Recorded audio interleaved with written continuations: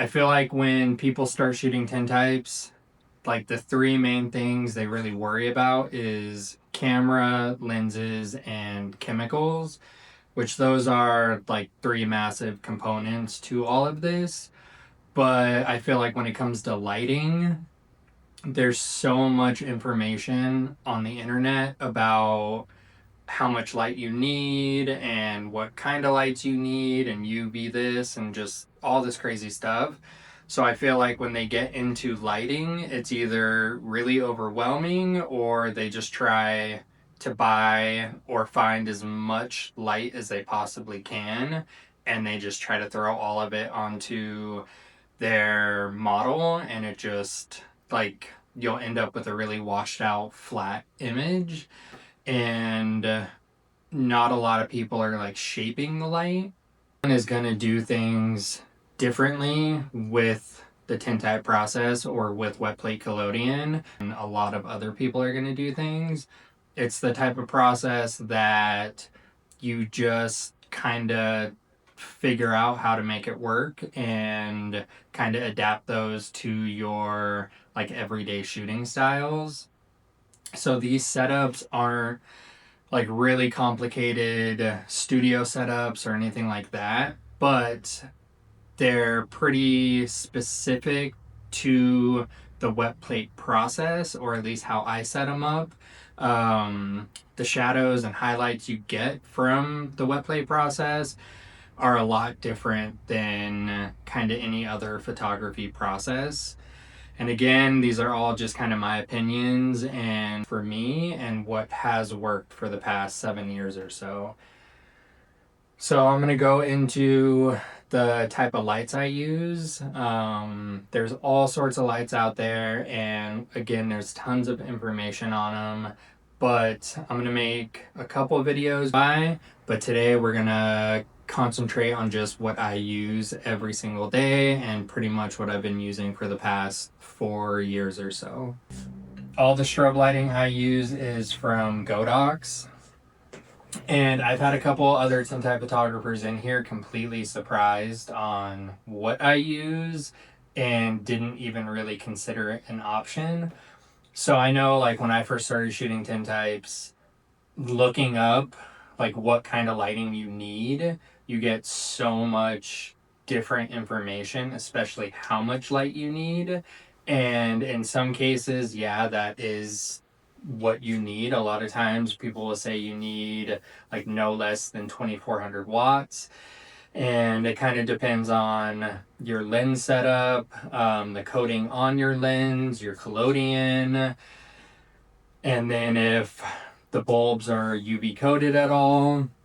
So there is definitely a lot of variables that go into it. But like I said, I've been using this setup now for going on 4 or 5 years now, and I haven't had any problems with it. So again, I use Godox lighting. I have one AD 1200 Pro, and that's my key light. So I use that for a key light every single day. And with my chemical setup, I can shoot just that key light and I can still produce like a well exposed image. And then I have about 5 or 6 600 watt Godoxes. I have a couple battery powered AD 600s, and then I have a couple I think the QS 602s. Those are going to be powered by a plug, so you got to plug those into the wall. So the battery powered ones are nice because you can move them around wherever you want to and you don't have to worry about a cord. Or you can shoot outside, you can shoot on location really easy. And then my 1200, my AD 1200 Pro is battery powered too, so I can take that on location and shoot. So I have a full portable setup that I don't need any power, which is really nice. I have a good amount of lighting systems out there. Your most popular one is going to be Speedotron, so I'll make a whole video like dedicated to Speedotrons and kind of how to set them up and how I set them up. But One of the huge benefits to having more modern strobes is you can use a flash trigger. So these come in really handy. If you have like a more modern lens, you can just PC sync it straight to the lens. So whenever you fire it, it's going to automatically trigger the shutter. I don't. I hand fire my flash trigger every time I take a photo. But still, one trigger is going to talk to all of my lights. So I can turn off modeling lights, I can turn on modeling lights, and I could adjust power. One of the big things is every light I use is always 100% full power at all times. I never, ever, ever change my power settings. So if I want a light to be a little darker, I'm going to pull that light away from my subject. If I want it a little brighter, I'm going to push it closer to my subject. If you're in a really small studio, this might be a little more difficult. So a flash trigger with that power settings might be useful because you don't have to keep walking back and forth. But yeah, like I said, all of my strobes are 100% power the whole time. And then as far as light stand goes, I always recommend at least one C stand. So my key light is on a C stand because, at least for me, my daily portraits, I want my key light to be directly above my camera, and about like 45 angled down. And that's how my key light pretty much sits at all time, unless I'm trying to do something a little more dynamic. And then I have I have a simple light stand with a boom arm on it, and that's holding one of my AD600s, so I can boom that one up over my clients if I want to do something a little more different, or I want to get it out of frame but still up high. So technically I have two lights that are boomed, but like I said, you can get away with just having that one key light boomed, and I highly, highly recommend that. And then my other light stand is just same thing, just a simple light stand with the QS602 on it. That's just mounted, it's not boomed or anything. And then one of my background lights, this one took me a little while to figure out because for a while I didn't know you can buy like these flat folding light stands. I think technically they're light stand tripod sorts of things, but these, you can go really low with it. And I like being able to adjust and kind of adjust it to my couples and my models. So having a really, really, really low light stand is really nice, really important. Might be a little overplayed, and a lot of tintype photographers use it, but I think it's going to benefit you a lot, especially if you can't afford a lot of lights right now, is going to be a clamshell reflector. So this clamshell reflector is going to help bounce all of your light back onto your models. One of the huge draws to the clamshell reflector is the catch lights in the eyes. So with a lot of my photos, you'll see the eyes pop a lot. And a lot of that is due to the clamshell reflector because you're going to get that catch light. But again, they're really important because you can shape them, and you can shape all of your light and position your lights to get a lot more technically power out of your lights with a clamshell reflector. I feel like a lot of photographers don't realize that it's used to shape light. So a lot of times you'll just point it at your model thinking it's going to bounce all of that light and fill your model, but it's not. So in the videos, you're going to see how I'm shaping the light and like where that light is actually bouncing. And that's the big thing you're looking for, is getting that light to bounce exactly where you want it. If you're just kind of pointing it to your subject and just hoping all that light is going to hit this and bounce back, like, yes, you will get some light, but you can get a lot more out of it if you really like strategically place it where you want it. Type process and how like wet plate collodion reacts to lights. Again, it is a UV based process and it's orthochromatic, so it's really going to change the way all of your lights kind of look. So you got to really take that into consideration and really shape your light accordingly. Be sitting in, really cool vibe, super excited. But I'm going to go over a 4 light setup. That's typically my go-to when I do mostly any like portrait lighting setup. You can get away with 3 lights. I like to use a dark backdrop, so I like to separate my subject from the backdrop, and that's why I use that background light. LED 1200 Pro. 1200 watts to me is a good starting point when it comes to key lights. I feel like with a fast lens, you can get away with it. Background lights, I'm gonna have one or all 3 600-watt Godox lights. I'm gonna have one 600 boomed up on an arm. I'm gonna have another 600-watt on just a normal light stand and another 600-watt hitting that backdrop, like I said, to separate. One of the most important things, in my opinion, is going to be a clamshell curved reflector.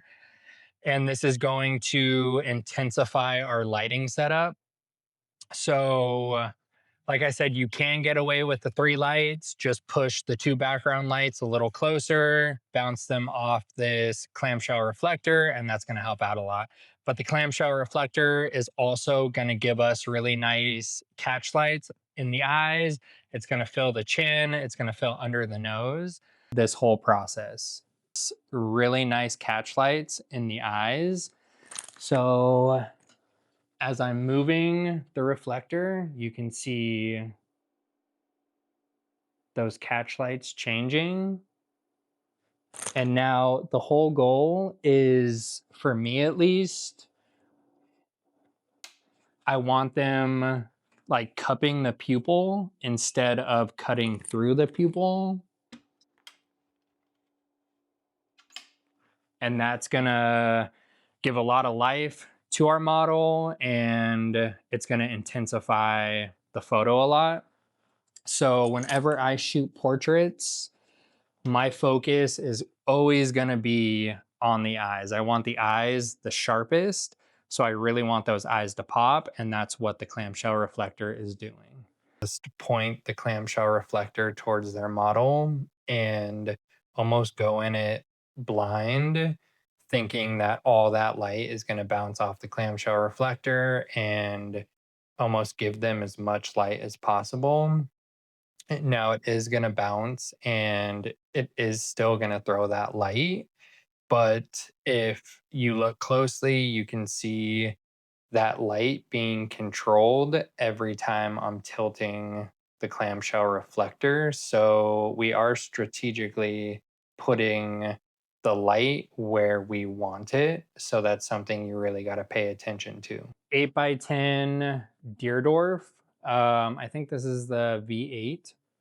But I like shooting 8x10 just because I can go smaller than an 8x10, 4x5, and I can shoot anything in between. As far as the lens goes, we are shooting a old Deerdorf 300mm f4 Petzval lens. This lens is going to give me really nice characteristics. So going to be really sharp, and it's going to give me that nice like Petzval kind of swirly blur. Probably one of my fastest like vintage lenses.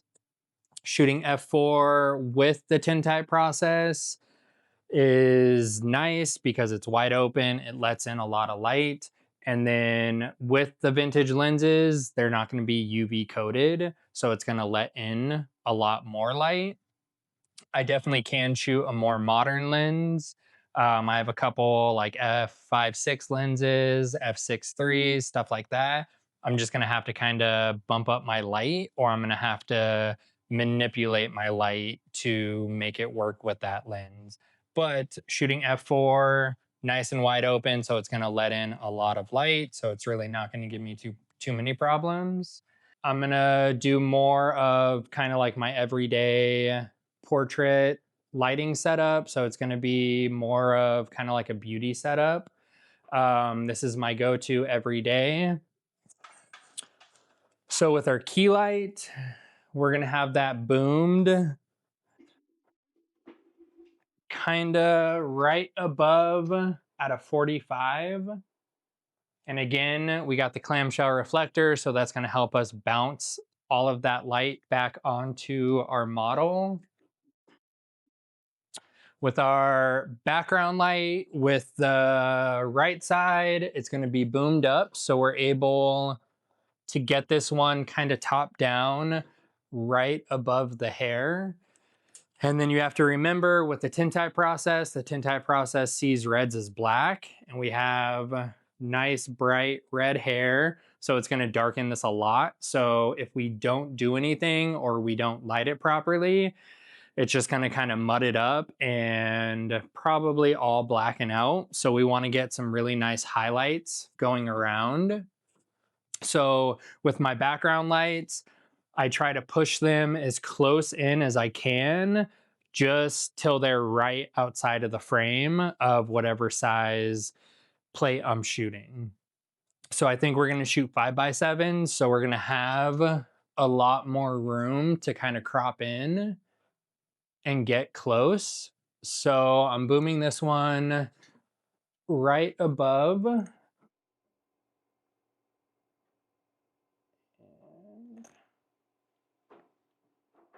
Okay. Now with the left side, I'm gonna bring this a little bit to the left. And I'm gonna wanna feather this left light to kind of hit shoulder, hit side of head. But my main concern is having it feather off the model and hit our clamshell reflector. So this is going to help us bounce all of that light back onto our subject and get more light.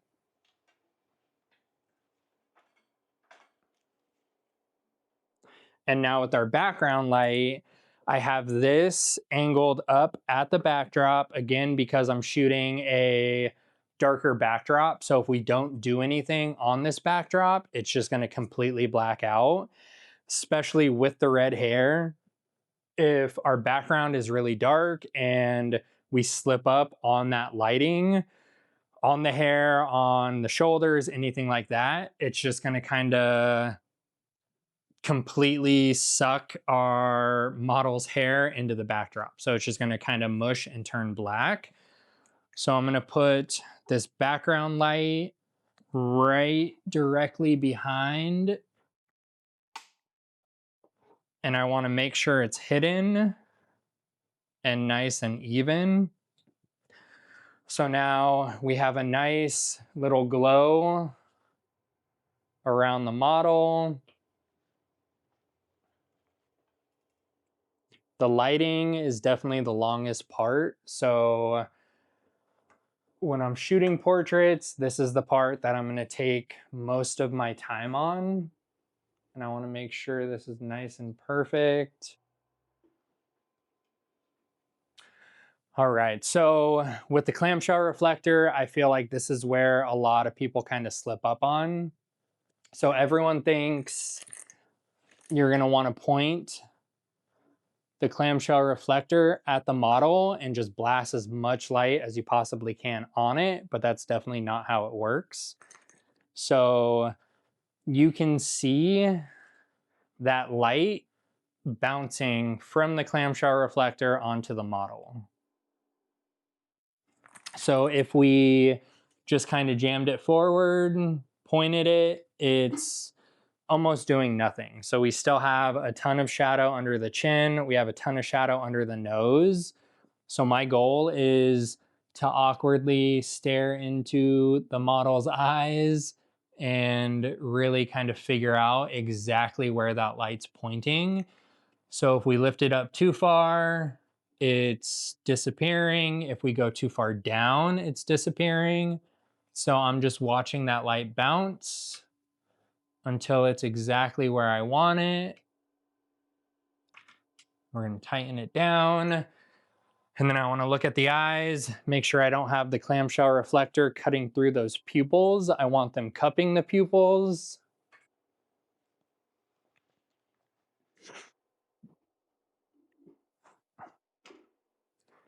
Lower the key light just a little bit.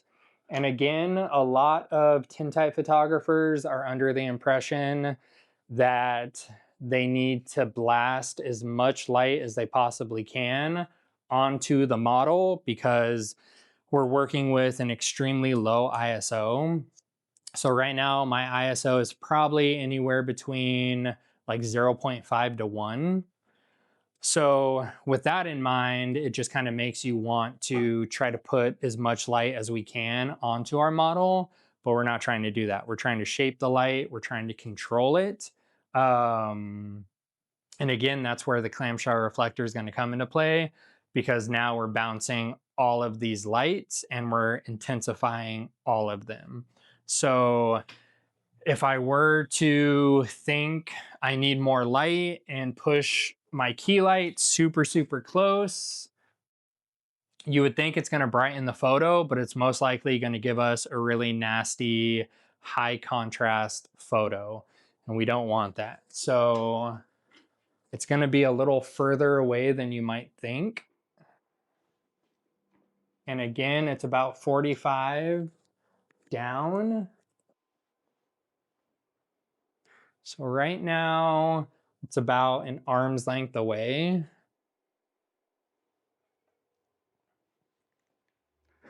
Now I'm just going to double check everything, make sure everything looks good. Okay. Now we're going to frame it up and we will shoot it. So like I said, with the Deerdorf 8x10, I can shoot 5x7s, 4x5s. So right now I have it framed out with a 5x7. So I know exactly where my frame is within the 8x10. So for this one, we got some big hair going. So I don't want to get that close.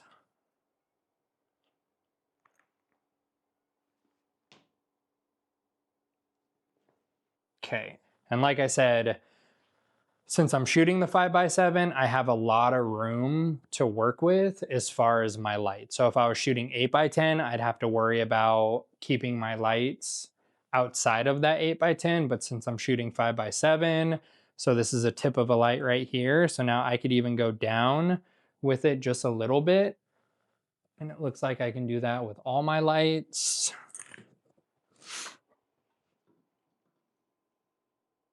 And I'm constantly moving lights. I'm going back, I'm checking. So that's perfect. And I can move my clamshell reflector up. Perfect. Just like that. So I definitely like where all these lights are.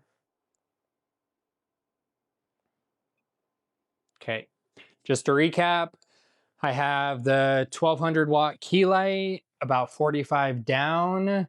I have the clamshell reflector exactly at the position I want it. I have the two background lights. I have one of them kind of shooting hair, shoulder, and also feathering off into the clamshell reflector. I have the boomed one almost directly above. So I want to get a really nice highlight on all of that hair. And then I have the background light pretty much centered with our model. And I want to make sure it's hidden so you can't see it in the frame. Step back. Whoa. Step back, look at everything. Sometimes it's a lot easier to step back because you can see a lot more of it. And I think everything looks great. Now I'm going to go make some film and we will shoot this portrait. I'm not going to go like in depth with the chemicals and stuff like this because right now this is all about lighting, but I am going to talk about posing a little bit. So with all of my photos, I want everything to look as natural as possible. So I try to make the model feel as comfortable as possible. And I'm really not too into like posing or like overly posing or anything like that. So I always say, however the client, the model feels, the better the photo's going to look. So I always ask them, do you have a side you prefer or a side you feel a little more comfortable on? Okay, so then we could do it a couple different ways. So I could either shoot direct straight on, shoulders like perfect, just like that. So shoulders are straight. So it's a very kind of powerful, intense pose. I only do that, like I don't do that too much because again, it is a very like stoic, powerful pose. And if the model's not vibing with it, if they don't feel right, then it's going to look uncomfortable. So at that point, I'll say whatever side you feel comfortable. I would say turn shoulders, perfect, just like that. Yes, I love that. So Steph has modeling experience, so she kind of knows the little like kind of tips and tricks on how she should pose. But a lot of times your client, your model isn't gonna like have those little tips and tricks. So some of them will feel really awkward, uncomfortable, and that's your job to make them feel comfortable and get the best photo you can. So I always tell them to kind of loosen up, feel as good as you can. Shoulder, so one of my go-tos is shoulder. I would say turn shoulder a little more towards me, perfect, just like that, head straight. So right now, what we're doing is we're building a leading line from the shoulder to the face.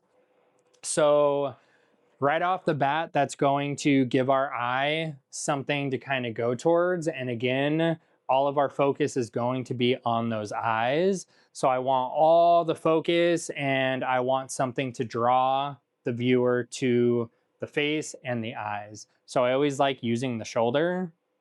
I would say something like however you're comfortable. So if like you're too and that's like uncomfortable, then I would say kind of soften it up a little bit. However you're comfortable, but I always like a little turn in there. I just think too, it'll kind of slim everything up and it just, to me, it looks a lot more natural. You have really nice collarbones too. So I think it looks good. We'll try like one straight on, very like stoic pose.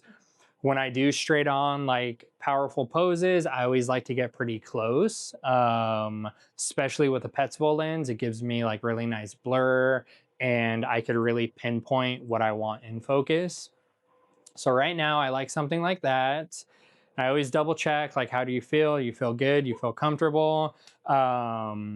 And then, like I said, film is being made. So when I go and I grab the film, I come back out, I'm gonna double check everything. I'm gonna make sure there's no like weird hairs. I'm gonna make sure necklaces are straight. I'm gonna make sure earrings are straight. Biggest thing is if they have a nose ring, make sure that's straight because it's the worst when you take an amazing portrait and the nose ring is kind of cocked and not centered. That sucks. But right now everything looks pretty good. So If they're standing, I'll tell them to kind of just keep their feet planted. They don't need to hold a pose or anything, but yeah, they can relax. So you can relax right now, because I know for the most part, everything's going to be somewhat in focus. So then I'm just going to kind of mock everything up. Perfect. So yeah, I love that. Just like that. We only have a couple minutes, so we can't take the photo anymore. So right now we gotta move pretty quick, but that's why I pre-focus everything. So I just need to adjust just a little bit. So right now I say, how do you feel? Are you good? You feel good, comfortable? So right now I'm just double checking everything, making sure everything looks good. So now I know I'm shooting with an f4 lens. So I know it's gonna be pretty bright.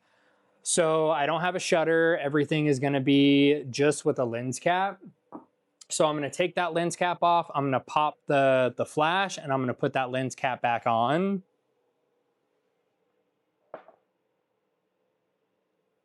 So I know I want it to be kind of moodier. So I'm gonna try to take it off, pop the flash, and put that lens cap on pretty quick. So right now, we're gonna be using an eye loop.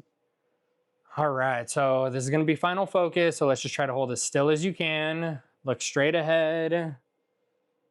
Perfect. So everything looks great. Just like that. Blinking is completely fine. So blink the whole entire time. Perfect. Just like that. Hold still. So everything is in focus. I got my plate. Plate goes in. Keep holding still. Lens cap on. We're going to go on the count of 3. Ready? 1, 2, 3. Perfect. All right, that was it. So you are good. You can relax. I'm going to go take this, develop it, and then we'll fix it.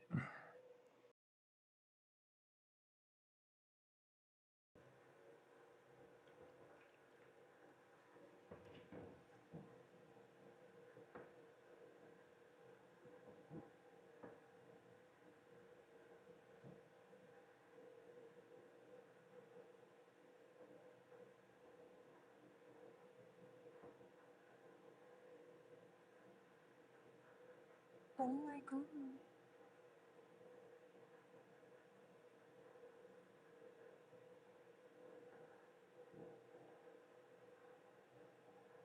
Yeah, that's great.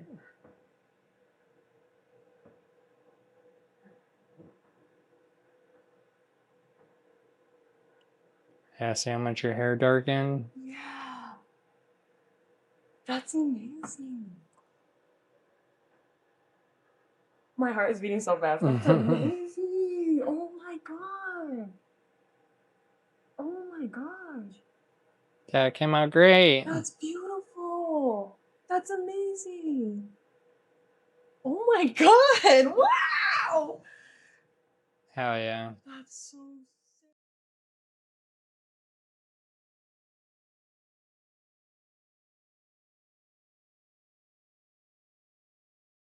Thanks so much for watching. Again, this is my model, Steph. If you are in the Phoenix area, Arizona area, or if you just want to work with her, Instagram, or how do people get a hold of you? Yes, my name is Stephanie Lorenzano. My Instagram is Steph, STEPH, Lorenzano, LORENZANO. On Instagram, just message me. We can work something out. Thank you again, and there's going to be many more of these videos coming out. You are very close to my face right now. But yeah, thank you.